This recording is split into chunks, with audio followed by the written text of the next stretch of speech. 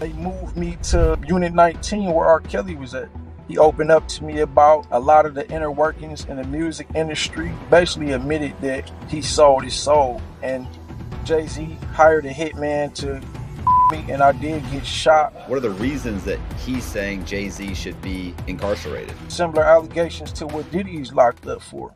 My name is Ronnie Bo. I had a career in music until I got incarcerated back in 2010. I was reviewed on the top 40 charts for Lil Wayne and Young Money stealing one of my songs. Then once I got locked up, I kind of lost my passion for rap and started writing books. I started writing about how music influenced the minds of the youth, and I kind of lost my passion for rap because it's like I was rapping about the same things that influenced me. How do you end up connecting with R. Kelly? Was it the previous prison stint, or have you gotten out since then? June of 2019, I had to turn myself in because I produced a rap song entitled Whack the Rats, and I actually mentioned a real federal informant in the song. So it's a bad idea. Yeah, the government basically issued a U.S. Marshal warrant out for me. I turned myself in to MCC Chicago. R. Kelly got indicted, and he ended up in MCC Chicago with me. I wanted to write a book on the behalf of R. Kelly to get his side of the story, like to basically counter the narrative of surviving R. Kelly, which was a docuseries on a Lifetime. I mean, they moved me to Unit 19 where R. Kelly was at. So at that point, I was able to communicate with him every day and negotiate, doing a book with him every day. We kind of became friends or associates or whatever you want to call it. He opened up to me about a lot of the inner workings in the music industry.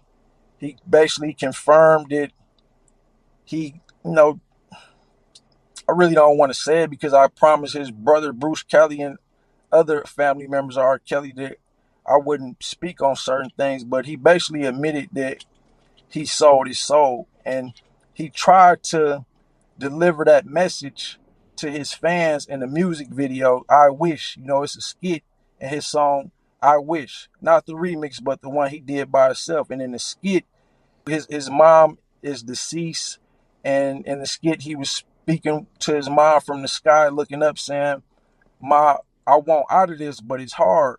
And she replied from the sky that, "What worth is it for a man to conquer the whole world but lose his own soul?" Which is a quote from the Bible. He was trying to indirectly let his fans and the public know that I got myself involved in something that I didn't know I was getting myself into, and technically sold his soul, and he wanted out. Can I ask a question? When you say sold your soul, that can mean different things, like sold your soul to the industry, sold your soul to the devil, sold your soul to who? Most people think it's conspiracy theory, but according to R. Kelly, the top executives in the music industry actually really practice evil things such as devil worship and selling your soul, and you technically have to sign your name in blood and do some certain humiliation rituals for them to trust you. I mean, they, for example, a sex tape came out about R. Kelly around 2001 or 2002, somewhere around that time. And he was allegedly on a sex tape with a 14-year-old girl that he was peeing on. Yeah. And I learned that was actually a humiliation ritual. They doped them. For example, Diddy has certain chemicals in his baby oil. You can rub this on somebody and they could get high from them. They can become sedated by this. And sometimes they might put something in your drink, or they could touch you with something or rub something on you, and you're not in your right mind. And then they have certain people seduce you. I really don't want to say that he told me this himself because of certain reasons, but basically he had to do certain humiliation rituals, and he was sedated, so he didn't know what he was doing, but it was recorded. So the way that these executives work, they will have you do something like this whether you're aware of what you're doing or not, and record it and say, well, if you don't comply with this agenda, then we will expose you to the public and ruin your life. We can lock you up. We can bring all type of lawsuits on you. We can take your catalog and basically ruin your whole life and your whole career. However, if you comply with us in this agenda, then we'll make sure you stay successful and at the top of your game. And despite what people believe about R. Kelly, but he tried to be a stand-up guy and he didn't want to comply with certain things. Certain people like Jay-Z are in total compliance with these people. Like Diddy was in compliance with him. He was a federal informant and he was conducting certain humiliation rituals and having other celebrities and artists do the same thing. And the moment he tried to step outside of the boundaries that they set for him and sued some very rich, powerful people, then it's like, okay, well, we put you in this position and now we're going to show you we can take you out of this position. And they did the same thing with R. Kelly, basically. I'm wondering, so the Diddy thing, that the allegation is that he sued a liquor company that's actually owned by like BlackRock or something like that, or Yeah. And that upset them, and so they went after him, right? And what did Art Kelly do where you're saying he stepped out and said, hey, I'm not going to be a part of this? What was his specific thing? Did he do something specific, or did he just say, I'm not going to be a part of this anymore? Yeah, he didn't want to be a part of the behind the scene activities that go on in Hollywood. And he tried to be a stand-up guy, as I just mentioned, and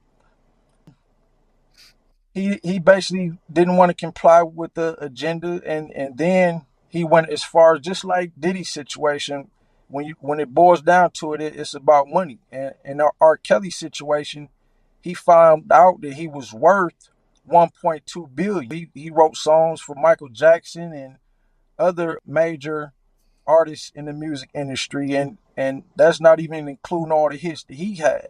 So he was basically the most valuable individual in the music industry at the time.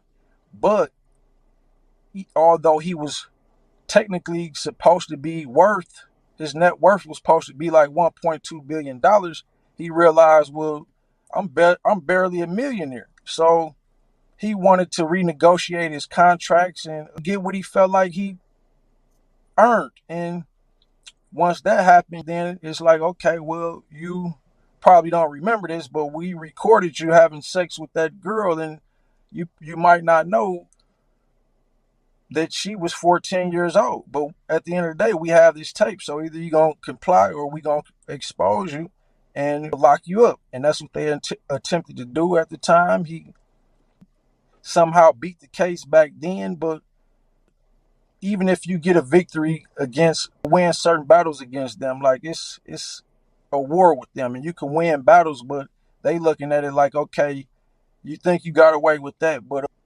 we'll eventually get you again. And yeah, you may have won the battle, but we'll win the war. Absolutely. And basically that's exactly what happened. They started basically turning the public and his fans against him with all type of allegations, especially when the Surviving R. Kelly docuseries came out. They basically painted the picture that he was a monster and he abusing women and locking them in cages and basements and mistreating them. And so he lost the support of the public from that. And so once they seen that, well, you don't have nobody to support you anymore, people looking at you like you a creep, a monster, now we can bring these charges upon, and everybody gonna believe you guilty. The jury is likely gonna find you guilty because 9 times out of 10 they probably watch Surviving R. Kelly too. So in their minds, you already guilty. So how long were you locked up with it? Did you end up writing this book? Did you end up writing the entire book? Like, what happened there? I mean, you're in the unit with him. How's that progressing? Like, are you guys meeting every day? You taking notes? Like, what happens with that? Well, yeah, I was only on a unit with him for 30 days, but within that time, I got a lot of information out of him, but he still didn't want to sign the agreement. I just found out through Jaguar Wright that not only was he writing music, but he was writing like movie scripts and stuff like that. And he told me basically, I want to write my own story, my own book. I want to put out a movie about this. And if I sign this agreement with you, then I basically just gave you the rights to do what I want to do for myself. So he didn't want to do it. And then it was rumors circulating around the jail that it actually started off as jokes, like people saying that Ronnie Bo trying to extort R. Kelly into a contract. And then the joke became rumors, and then the rumors got to the correction officers and the security staff. So they started looking at me like, we got to watch you now. And they eventually separated me from Unit 19 where R. Kelly was at. And I went to Unit 23 and MCC Chicago. And we kind of lost touch, but I was still able to send him kites through certain people. He was able to send me kites through certain people. So we were still in communication, but it was difficult to communicate with him after that point because of the separation. So were you able to write the book? Well, I still wrote a book based on things that he told me, and I actually published that book a couple of months ago.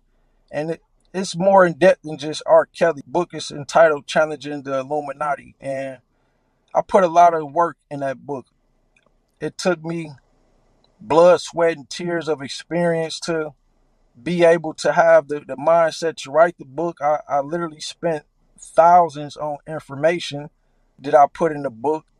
It's actually available now on Amazon, and I set the price at $100 because the information in there is so valuable. Like, it's worth it. Anybody who read it will see that it's worth it, and it's untold stories. People will learn exactly what my relations to R. Kelly was in the book. But speaking of that, I've actually, although I made it for sale on Amazon, I actually been giving it out to fans for free. And in my last few interviews, I explained to the audience that since I've been going viral about the things I know about the music industry and certain people in the industry, just so happened by coincidence or conspiracy, they keep restricting my pages. So it's been hard for people to follow me and keep up with me. So I actually gave out my number in my last few interviews, and I want to do that again, which is, the number is 414-810-9090. And anybody who takes or calls for the book, I'm going to send you the ebook for free. It's available on Amazon for $100, but for your audience, the people who are subscribed to you, they comment, like, and send me a text saying, well, I'm subscribed to Matthew Cox Show, and I'm going to send everybody the ebook for free. And it's definitely a lot of information in there, and it's a lot going on that will intrigue people to actually read that book. All right. So, I mean, we can also put your phone number and your email in the description. Okay. In the description box. Did R. Kelly tell you anything about like Jay-Z? Like, how does the Jay-Z situation tie into this? Because I mean, I read the police report and I watched one of the other interviews. So I'm wondering about that. Well, at the time, Jay-Z started becoming the face of hip hop after the death of Tupac and Notorious Big. And the music executives in that industry realized the impact that music, especially rap music, the impact that it can have on the minds of the general public, society, especially the youth. So they put Jay-Z in position to influence and mislead the culture. And these are some of the things that was confirmed by Kelly. Even with R. Kelly, they wanted him to basically focus on producing songs that stimulate sexual desires. They didn't like when he was putting out songs like I Believe I Can Fly, or inspirational songs like I Wish in Heaven I Need a Hug, because they wanted to influence the public to be over sexualized and have a bunch of babies by random women, which basically destabilize the household. When you got multiple kids and you're not in the household with either of these kids, the kids just they need a mother and a father in the household. So that will cause them to grow up misguided, misled, and that's a part of the agenda in the music industry. Now with Jay-Z, with him like glorify, glorifying the street lifestyle, selling drugs, being a major dope boy, and buying the most expensive brands, Cartiers and Cristal, the things that he was putting in his music, that type of stuff motivates the society to want to sell drugs, especially the urban culture, people who come from the inner cities, poverty, the ghetto, you call it. You know what I'm saying? Like, we look up to the dope boys. We want to be like them. And then that leads us to either prison or death. And that's the agenda. That's what they want the music to do to society. So they basically use Jay-Z. Well, they basically use R. Kelly to put Jay-Z in a bigger spotlight because R. Kelly was a global public figure. I mean, like, he wasn't just big in the United States, but he was big in Africa. He performed at the Olympics.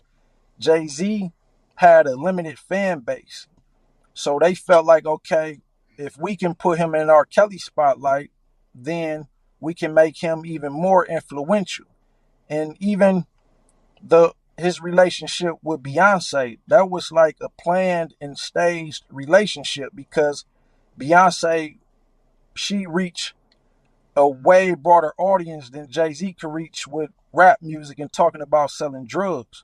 So it also make people idolize him more because it's like, wow, he's successful. He got the most beautiful woman in Hollywood, the most beautiful woman in the music industry or whatever. Like, so he's a role model now. Like, and that made more people feel like, well, if I'm gonna be the man, I gotta have more money than everybody else, and I gotta have the most beautiful woman. Like, people don't really, in my culture, they don't really base their relationships on morals and values and having a good, loyal woman. It's like, I just want a beautiful woman. You know what I mean? A sexy woman, so everybody can look at me like I'm the man. You know what I mean? And I mean, it's obvious the way that could affect people's social lives.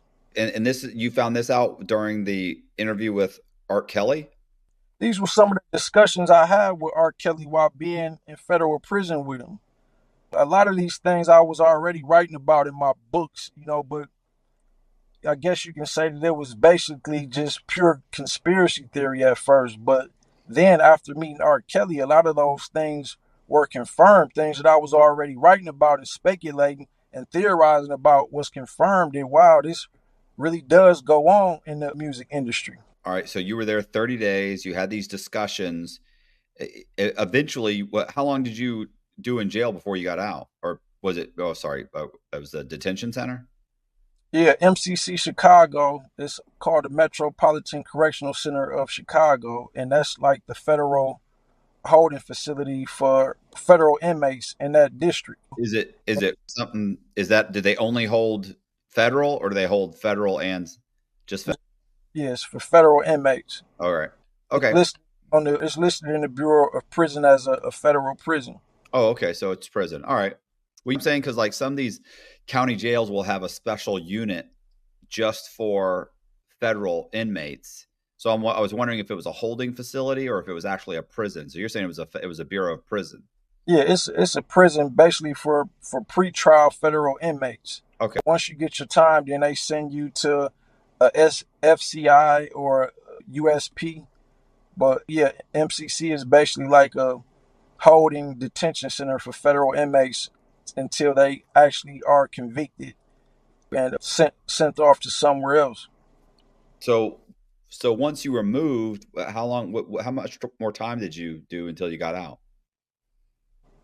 Well, I was in MCC Chicago with R. Kelly for 21 months. I was only on the unit with him for 30 days, but within that 21 months, I was still there, able to communicate with him and by other means. But once I got sentenced, they sent me to Gilmer, West Virginia, where DMX was locked up at, and Big Meech's brother Southwest T was also locked up there in Gilmer, West Virginia. So, all right, but when do you get out? I got out in August of 2021. So All right. I've been out about 3 years now. And since I've been going viral about the talks I had with R. Kelly and things of that nature, I'm pretty sure you looked at some of the YouTube videos that insinuates that Jay-Z hired a hitman to kill me, and I did get shot around that time, and a lot of the bloggers were speculating that Jay-Z had something to do with it.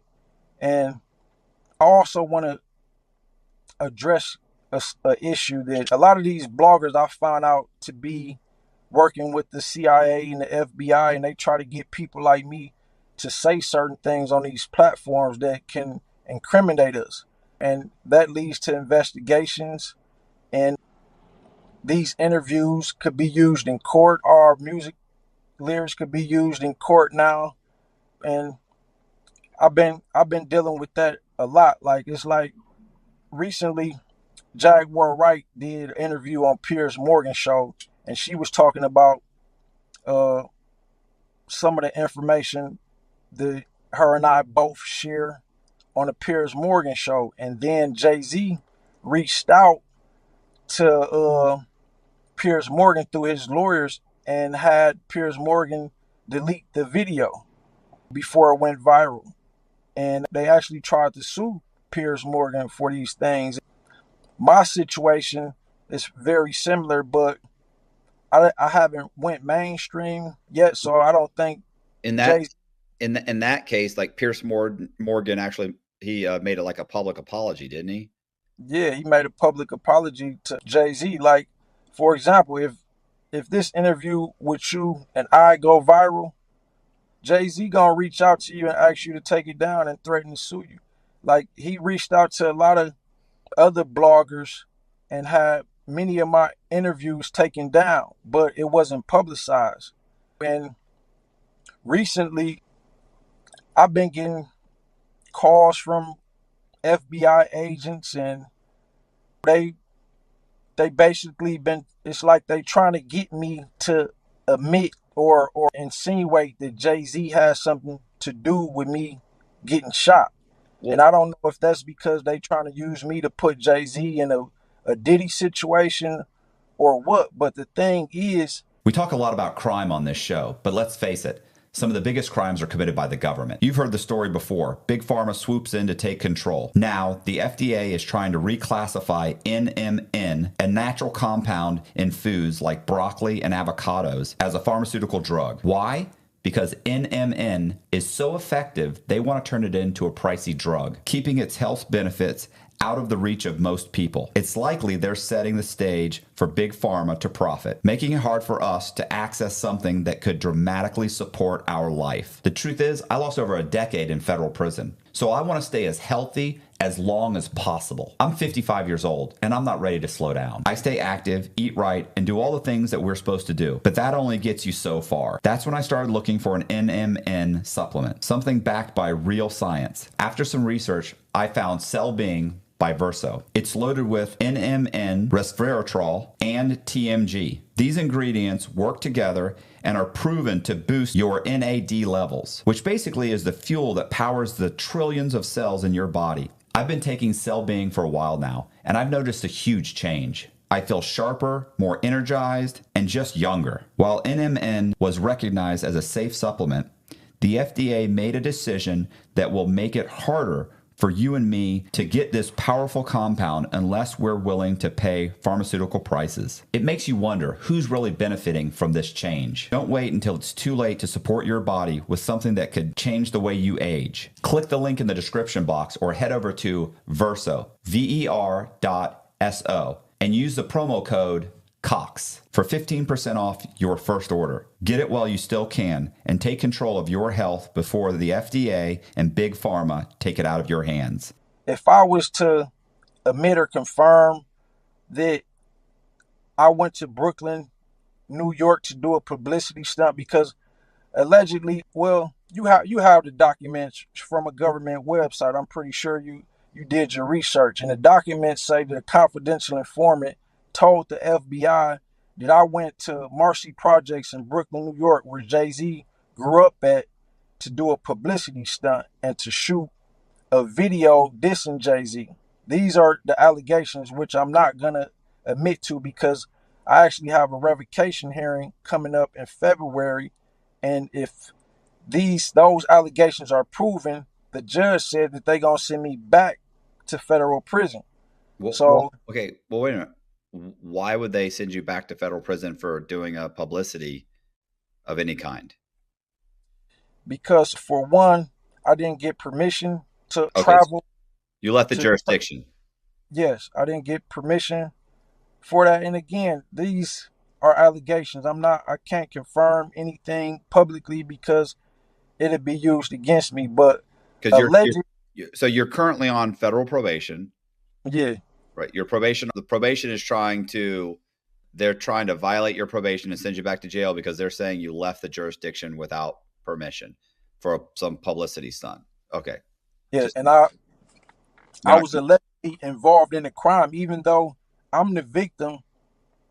I was involved in a crime. Like I allegedly got shot in Marcy Projects, and allegedly the CS, the confidential informant, is trying to tie Jay-Z into it. He's saying that he found out that Tyron Smith, who was known as Ty, was Jay-Z's close associate, is the one who paid the assassin or the shooter to shoot me. So they trying to tie this back to Jay-Z and saying that Jay-Z is trying to get me killed for exposing the things that I revealed, which I learned from R. Kelly. But so again, these are allegations. what are those things that Art Kelly told you that basically that he may be in prison for certain things, but Jay-Z should be there too? Something like that? Absolutely. And the fact of the matter is that Jay-Z actually works with a former DEA informant by the name of Desiree Perez. That's his co-CEO. And she was a known DEA informant. And this is his partner who he worked closely with. So my thing is that I believe that Jay-Z is an informant based on that particular situation and also based on things that R. Kelly confirmed. Like he is a high-ranking informant, and they will keep him confidential. And he basically a puppet. He's with carrying out certain agendas to influence minds to do foolish things, risk your freedom selling drugs and things of that nature. Just as they pushed Dirk.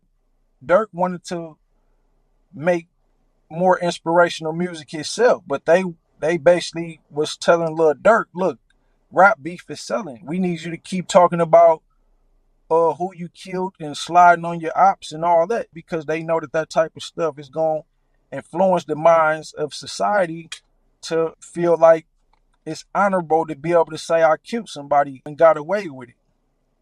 So And what else did Jay-Z tell you? Like, what is Jay-Z? I'm sorry. What is Art Kelly saying?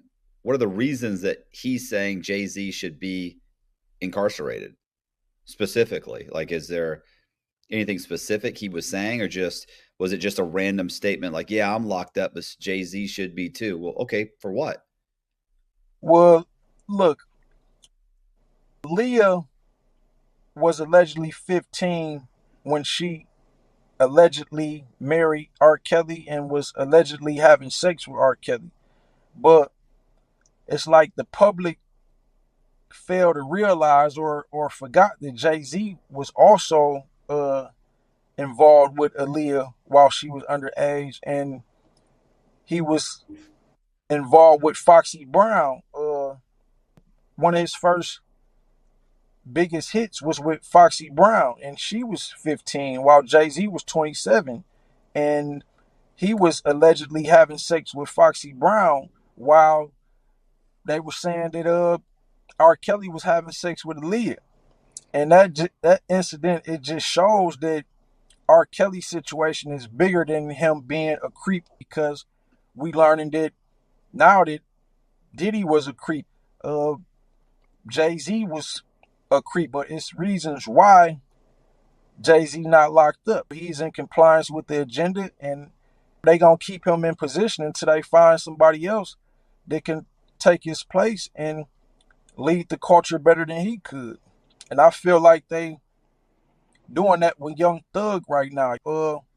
Young Thug actually just basically beat his Rico, and when he came out with Rich Homie Quan, Young Thug was wearing dresses, wearing lipstick, getting his fingernails painted, and walking around like a bisexual or a gay man.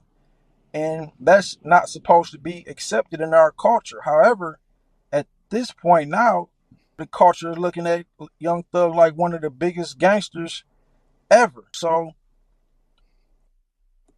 that's another agenda. I don't have nothing against gay people, but the LGBTQ community is established for a reason, and they getting all type of rights. It's really population control. Like, they don't want people having babies, so they feel like if they could make most of the population turn gay, then a man can't have a baby by another man. Right.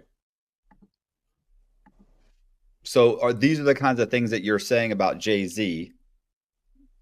I mean, not the dresses and everything, but I'm saying, so you were talking, these are the things that you were saying about Jay-Z, and that's the reason that the informant is saying he put a hit out on you? Yeah, for exposing Jay-Z. Like, Jay-Z knows he was on tour with R. Kelly. They was working together closely, and Jay-Z know that R. Kelly, a lot of things about him that if R. Kelly had the audacity or the courage to reveal, then Jay-Z could be also locked up, just like R. Kelly was locked up for similar allegations, and similar allegations to what Diddy's locked up for. So it just indicates that it's the reason why Jay-Z is put in power. Like, even with the Super Bowl, he in charge of the entertainment for the Super Bowl. He could choose whatever artist he want to headline the halftime show at the Super Bowl. And he was getting a lot of backlash for choosing Kendrick Lamar over Lil Wayne, because the Super Bowl is gonna be in New Orleans this year, and Lil Wayne is from New Orleans, and Lil Wayne is one of the biggest artists in hip hop history. So the culture and the public felt like Lil Wayne should have been able to headline the Super Bowl, because either last year or the year before, they did the Super Bowl in California, and they let all California-based artists perform at the halftime show and headline the halftime show. So Jay-Z is very powerful, and he was put in position by certain people who have a certain agenda, and he's aware that I know certain things about him, and if it exposed, it could possibly ruin his reputation. And this dude supposed to be worth $2.5 billion, and the people behind him are very super rich, worth a lot more than Jay-Z is worth, and have more power in politics and society than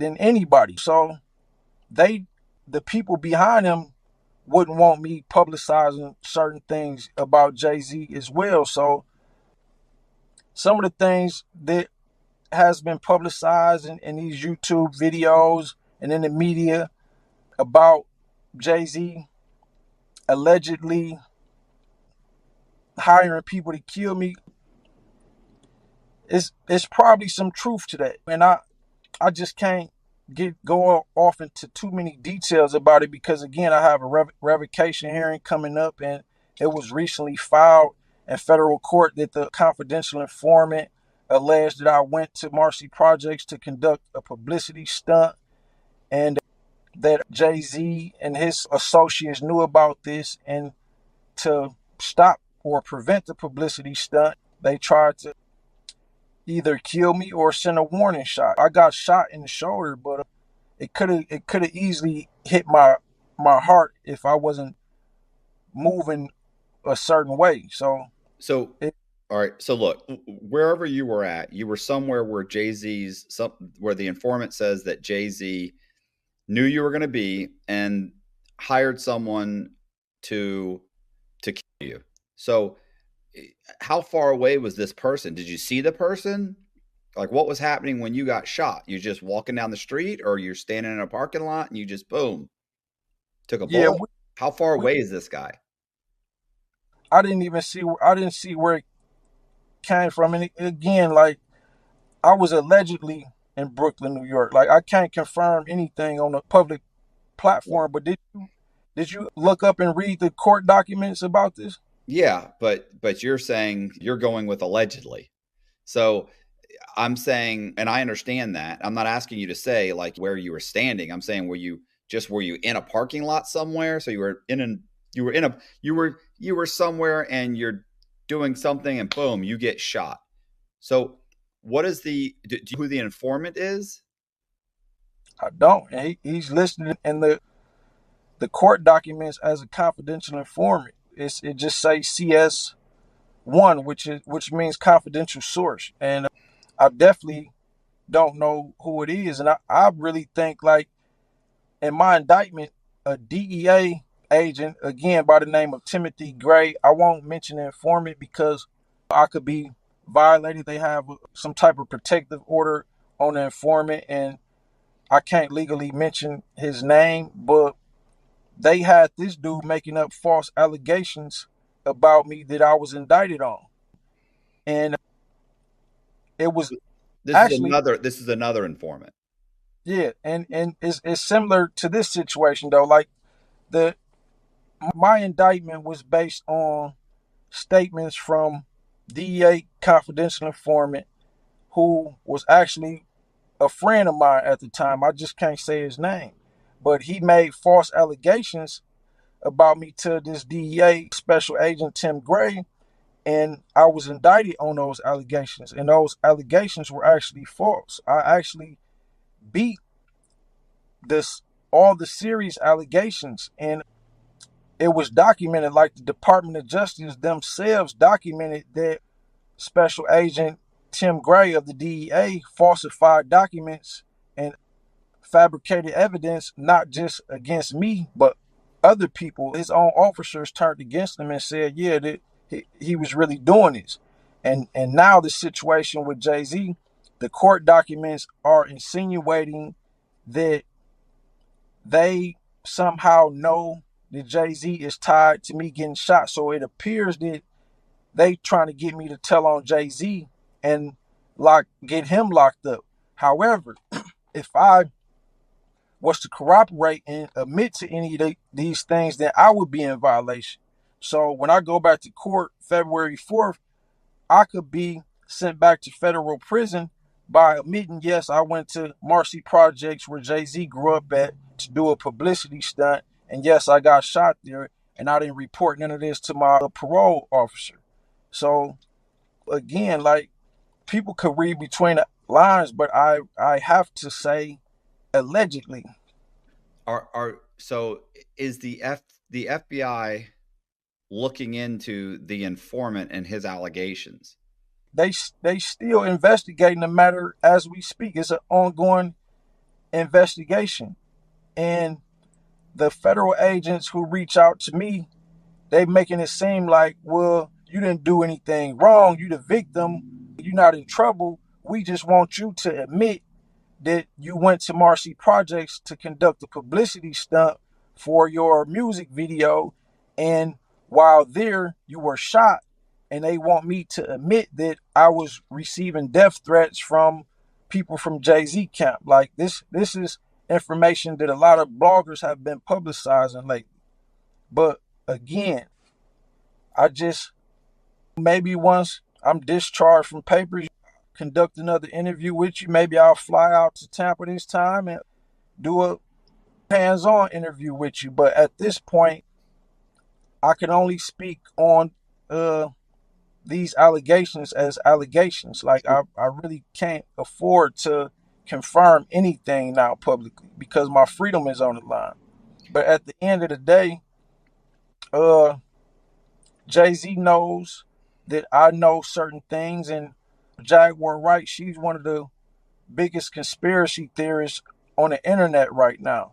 And she actually reached out to me a couple nights ago and directly behind the scenes warned me that I'm going to be watched by the CIA, the FBI, and that Jay-Z want me either dead or in jail to prevent me from speaking out. They trying to silence me just as they have been trying to silence her. As a confidential source who's in possession of information from Jay-Z, which is stating that he knew you were going to be, did he know prior to you being shot, or after you were shot, he's saying he came into this information? Yeah, he's saying he knew about the whole play. He's telling the feds that he knew that I had intentions to go to Brooklyn, New York, and the neighborhood that Jay-Z grew up in, to do a publicity stunt, basically troll and provoke and taunt Jay-Z. That's what the publicity stunt was allegedly for. And he's telling the FBI agents that he also have information and proof that the shooter was hired by a close friend of Jay-Z who is listed in these federal court documents as Tyrone Ty Smith. So this confidential source, the informant, he has to be in Jay-Z's camp to know this information. He's got to be close to have gotten that information and had enough detail that he could contact the authorities. He obviously didn't contact the authorities prior to it happening, or they would have been able to go there and stop it. Yeah.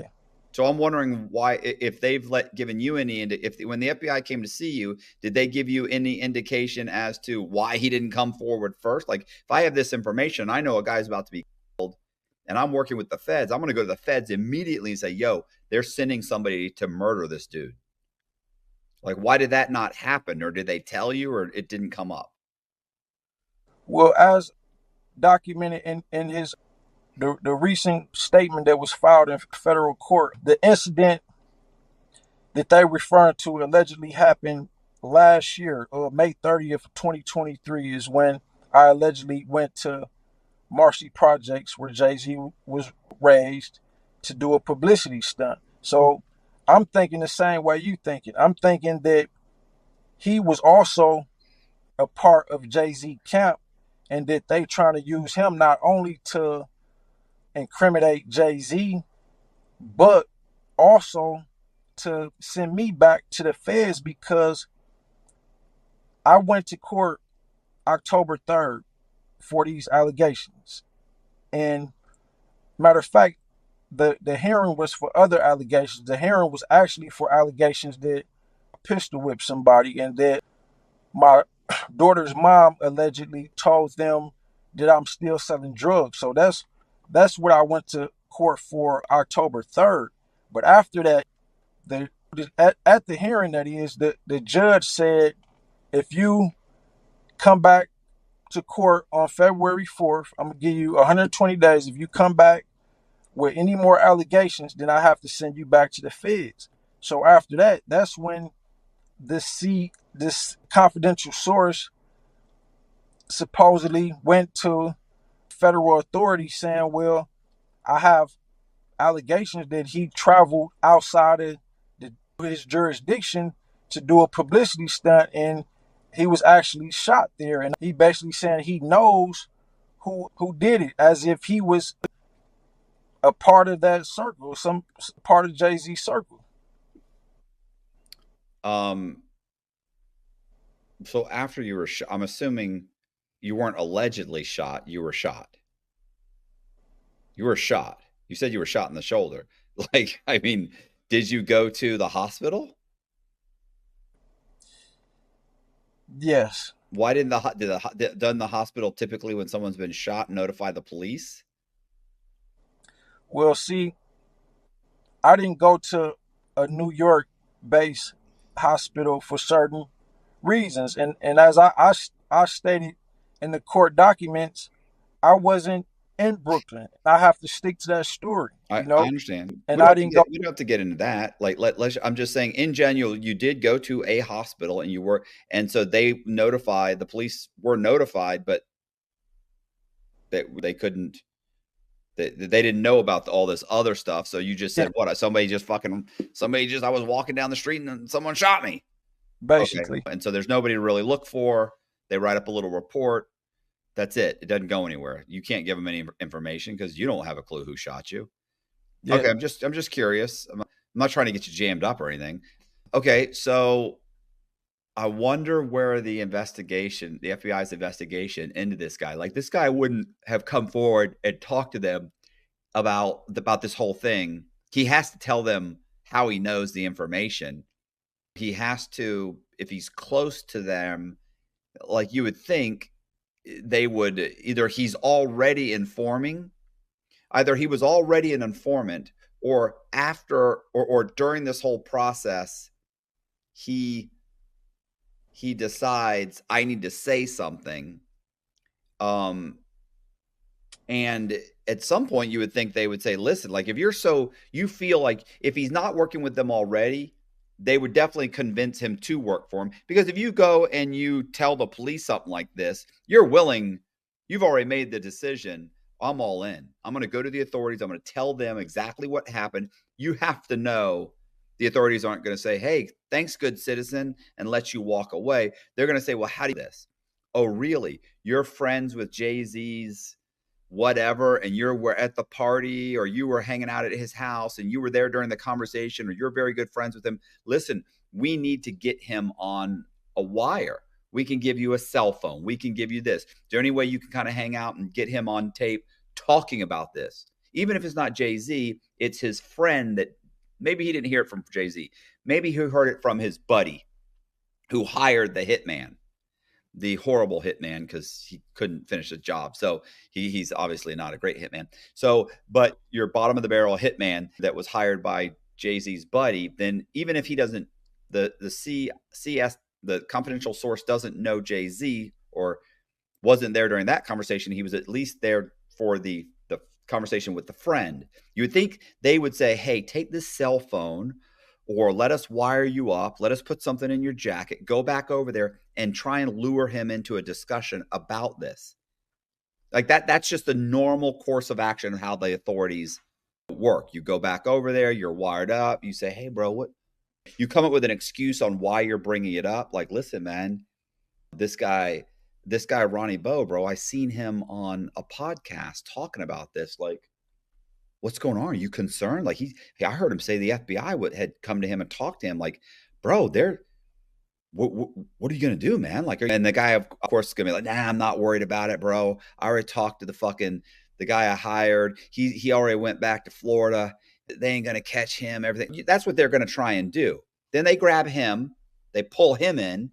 They tell him, you're going to fucking prison for a long, long time, or you wear a wire on Jay-Z and get him to talk about it. And that's just how it happens. So I'm wondering to myself, how long ago did the FBI talk to you? Yeah, did you read his full statement? Yeah, but I don't remember the whole thing. Yeah, see, I'm actually thinking from your perspective with regards to this informant has to be somebody who also has ties with Jay-Z. But I was also thinking from the perspective that somebody like you, how the fans work, they plant people in certain situations for certain reasons. So I'm thinking that whoever this confidential source is probably been seeing what has been alleged in many of my interviews and trying to put a scenario together to get himself out of a situation that maybe he got caught up in some type of situation and they want him to tell on Jay-Z, you know what I mean? Or they want him to tell on me. Whatever it is, it seemed like this confidential source is trying to get himself out of a situation. and he has to have some type of inside information for the FBI to be reaching out to me and to continue this investigation. It's like they not giving up on it. They want somebody to come forward and say, yes, this hit happened, the victim admitted to it, or somebody close to Jay-Z admitted to it.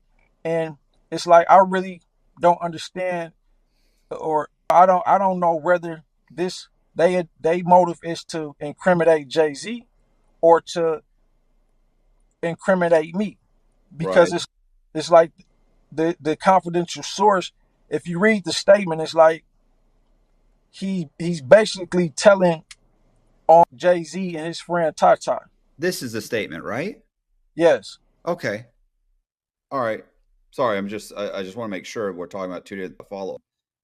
Because I mean, I read it, but this was a couple days ago, right? So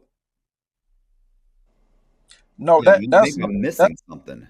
that's when I filed the statement. I had to file it on myself because the statement was actually confidential. Like it was under seal. So Okay. it was not supposed to be revealed because this is a confidential source. So when I filed to defend myself against these allegations, I'm showing what I'm defending myself against. And it's like, okay, your confidential source is apparently trying to incriminate Jay-Z, but if I admit to this, then I'm incriminating myself because I wasn't supposed to be in Brooklyn, New York, doing no publicity stuff. I didn't get permission from my probation officer to do this. And that's all they need to send me back to federal prison.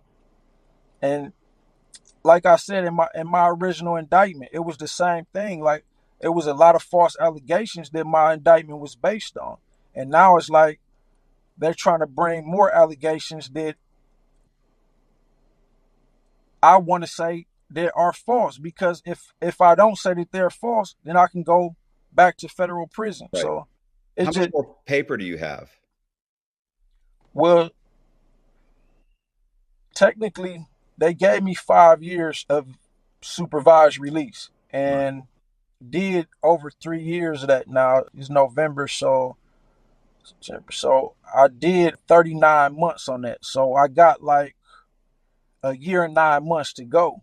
However, how it go, if they revoke you, they could still, even though I only have a year and 9 months to go, they could still revoke me for 3 years or maybe even 5 years. Like I've seen them take people's street time back and revoke them and send them back. Like if you read my revocation report, the government was initially asking for me to do 2 years.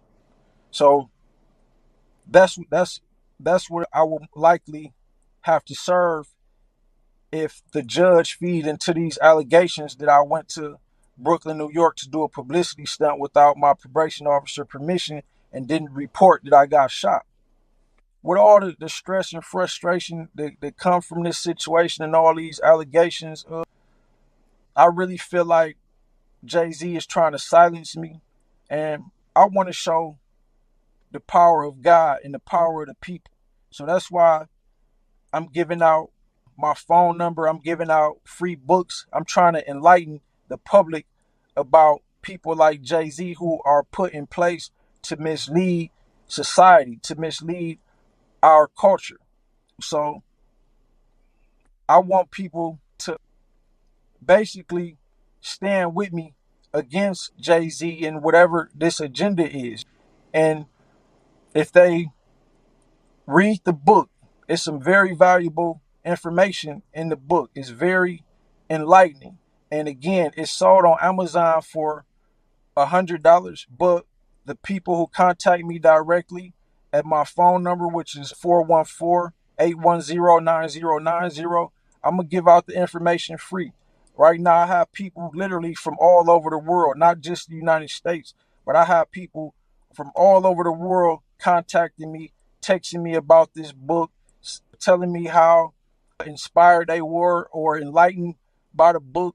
And I'm trying to be a part of the solution. And the book has enough information to enlighten the right people so that we don't allow ourselves to idolize people like Jay-Z or Diddy and people who do very ignoble things behind the scenes and mislead our youth and our culture. So I'm trying to bring people together under a certain movement, and it's laid out in the book, Challenging the Illuminati, how we could overcome such oppression. And that's basically it. I feel like I put my life on the line to expose certain things, and I put a lot of blood, sweat, and tears into that book, and I think the world needs to be aware of the information in that book. And again, you don't have to pay $100 for it. You can contact me directly, and I will give it out for free, just to overcome this. Like, I don't know. It's been so much going on, bro. Like, I'm constantly being harassed by the police. I'm getting certain calls and death threats. So I don't know if I'm gonna even make it through the night. But with me putting the information that I put in that book, I feel like I would have lived my purpose. And like, even if I die today, by publishing that book and putting that information out there to the public. We'll make sure to put the links in the description. We'll put your phone number and your email address in the description box. Okay, mainly just the phone number. That seemed like it seemed like that's been working more than anything. And I'm actually communicating with everybody who reach out to me. Like, I'm nobody special. I'm as down as earth as they come, and I really want to unite good people because we are really up against a very evil agenda. And as Cat Williams said, this year is everything will be exposed, and it's been exposed. So you can consider Cat Williams a real prophet, because early this year on Club Shay Shay, he told people that this is the year for exposure, and all these dudes, everything they do in the dark will come to light. And my book provides that light. So again, thanks for allowing me to tell my story on your platform, Matthew Cox. I got a lot of love and respect for you, and all the audience, everybody who watched this interview. Please reach out to me and see what I put in that book. It's free. Hey, you guys, thanks for watching the video. Do me a favor, hit the subscribe button, hit the bell so you get notified of videos just like this. Leave me a comment, share the video, because that does help. We're also, please check the description box. We're going to leave Ronnie Bo's cell number in the description box. We're also going to leave the link to the book that's on Amazon. But like he said, if you just contact him, he'll send you a free link for the book. Once again, I appreciate you guys watching. Also, please consider joining my Patreon. It's $10 a month. We put Patreon exclusives content on Patreon. That $10 really does help Colby and I make these videos. I really do appreciate you guys watching. Thank you very much. See ya. A lot of you don't understand why Trump was so popular. And the reason he's loved is because people in Ohio have never seen somebody like him. That first debate, I'd never seen anything like it. I've never seen a white male billionaire screaming at the top of his lungs, this whole system is rigged. Hillary Clinton and Barack Obama sitting over there looking at him like, no, it's not. And the moderator said, well, Mr. Trump, if in fact the system is rigged, what would be your evidence? He said, I know the system is rigged because I use it. I said, God damn. And then Hillary Clinton tried to punch him in the taxes. She said, this man doesn't pay his taxes. He shot right back. That makes me smart. And then he said, if you want me to pay my taxes, then change the tax code. But I know you won't, because your friends and your donors enjoy the same tax breaks that I do. And with that, my friends, a star was born.